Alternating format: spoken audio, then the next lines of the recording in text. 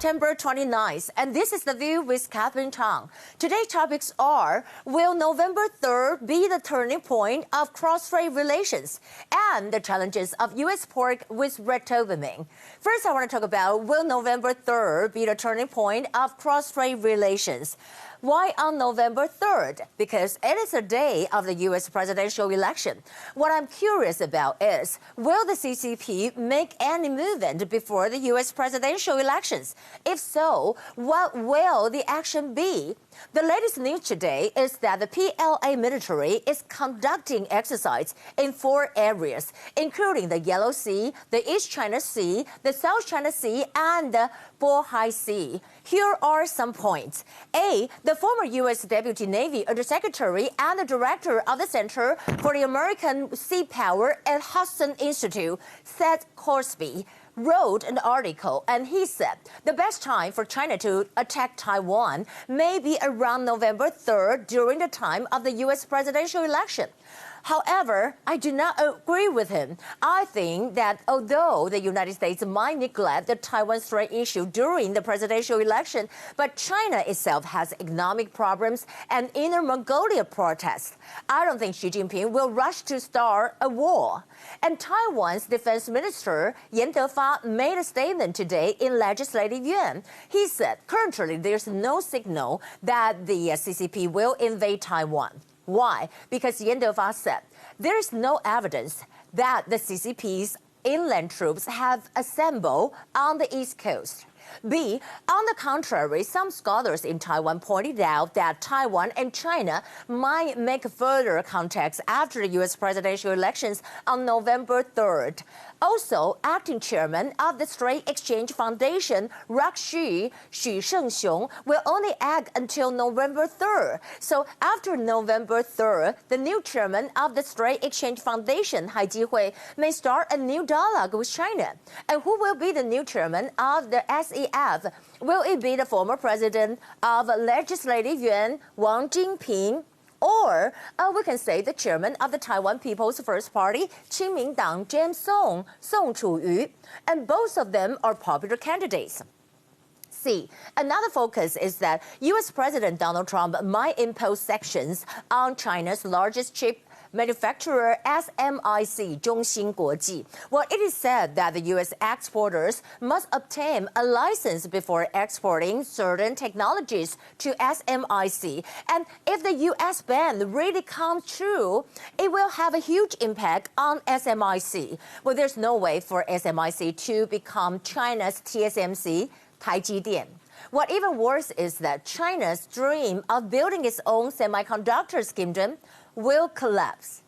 We'll have more than a month to see what will happen on November 3rd. But I'm more curious, it's about how the Trump and Biden debate will go tomorrow at 9 a.m. Second issue I want to talk about, the challenges of U.S. pork with red dopamine to Taiwan. Well, starting this week, the Legislative Yuan will review the import of U.S. pork with red dopamine. Well, here are some points. A, CCC head Chen Shizhong and legislator Jiang Wan'an had a verbal debate yesterday because both of them are potential candidates for the 2020 Taipei mayoral election. The match is also regarded as a skirmish for the Taipei mayoral election. B, Taiwanese still seem to have doubts about U.S. pork containing red dopamine. According to the latest poll, there are around 32% of the population supporting the import of U.S. pork with red dopamine, but there are close to 60% opposed to it. I think Taiwanese government must explain more in detail to the public. You know, the latest question is it possible that the policy of importing U.S. pork with red dopamine will change? The answer is no. As I said last week, you know, in the Legislative Yuan, the DPP legislators have 62 seats, and the KMT legislators have only 38 seats. Here are the top stories. Today, we have 0 confirmed cases. First, I want to talk about the great development in Taiwan military defense. The latest military announcement today is that Taiwan's self-made indigenous defense submarine, IDS, 自制防御潜舰, will be in progress in early November. The ROC Navy planned to start constructions on the prototype submarine in November. The submarine is expected to be completed in the third half of 2024 and is planned to be delivered to Navy for test in 2025. According to the source, President Tsai might preside over the construction ceremony. On the other hand, China holds simultaneous military drills in 4 seas from September 28th to 30th. According to Reuters, China began 5 military exercises simultaneously around 4 different parts of the coast on Monday. Well, China began these talking about these 4 different parts, and 2 of the exercises are being held in the South China Sea. 1 is in the East China Sea, which is north to Taiwan, and 1 in the Bohai Sea. Also, live 5 exercises will be held from Monday to Wednesday in the Yellow Sea. And the U.S. fights back on China's provocation. U.S. sanctions on China's biggest chipmaker, SMIC, Semiconductor Manufacturing International Corporation, Zhongxin Guoji. According to the Financial Times, on Friday, the U.S. Department of Commerce told companies that the export to SMIC pose an unacceptable risk of being diverted to military end use. The U.S. government requires suppliers to get an export license to sell certain equipment to China's biggest chip maker, SMIC. However, SMIC claims that it has never, ever any involvement with the Chinese military. SMIC said, "I reiterate that we have no relationship with the Chinese military and do not manufacture for any military end user or end uses."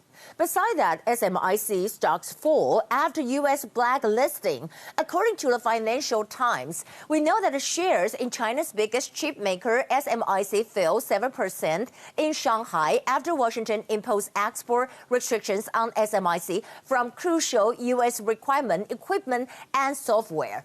On the contrary, Taiwan's chipmaker UMC shares rise after U.S. sanctions on SMIC. We know that SMC is the United Microelectronics Corporation. Liandian share just soared 10% to close at around 27.5 NT dollars as 380 million shares changed hands on the Taiwan Stock Exchange. China fell back on U.S. sanctions. China Foreign Ministry spokesperson Wang Wenbin said in a press conference on September 28th, he said that China firmly opposes the unjustified suppressions against non-U.S. companies. China will continue taking necessary measures to uphold the legitimate right and interests of Chinese companies. On the other hand, China faces pressure from Europe. We know that German government's coordinator for relations with the U.S. and Canadian, Peter Bayer, said that new Cold War with China demands U.S.-Europe united front. And he also said that Europe has got to stand shoulder to shoulder with the U.S. to face the huge challenge of China. Additionally, Japan Prime Minister Yoshihide Suga to meet with Pompeo in early October. Chief Cabinet Secretary Kazuo Nobuo Kato said that if the countries can agree with Japan's idea of free and open Indo-Pacific region, Japan is willing to cooperate with any country. Also, the U.S. Undersecretary Keith Craig calls out China. Keith Craig is on his Berlin trip, and he traded that the Great Firewall of China separates the Chinese people from the free world, just as the Berlin Wall separated the German people from each other. The Berlin Wall is gone. Mr. Xi, tear down China's Great Firewall. Also, GCOM apologized for mistaken classification of Taiwanese cities. It said in an email that, we identified a technological error regarding the classification of 6 cities in our database, which has now been corrected to Chinese Taipei, blah, blah, blah. And it said that we sincerely apologize for this error and any confusion that it has caused. Okay, I want to say apology accepted, but please do remember, Taiwan is not part of China.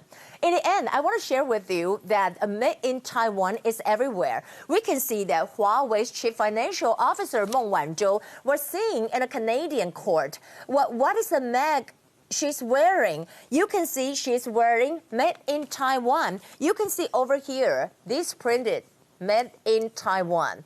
Well, you can see here, and I want to share with you some of the lovely masks here in Taiwan. And this is a mask with the national flag of Taiwan and the Czech Republic. And also here is I love Taiwan. And over here is the Moon Festival. This is the moon, and this is Pomelo. The Moon Festival is coming very soon in Taiwan. So, well, that would be the view for today. And how's your day? I hope everything is fine. Tomorrow we know that Trump and Biden is going to have a debate. We'll be, watching on that. So I'll see you tomorrow. Bye.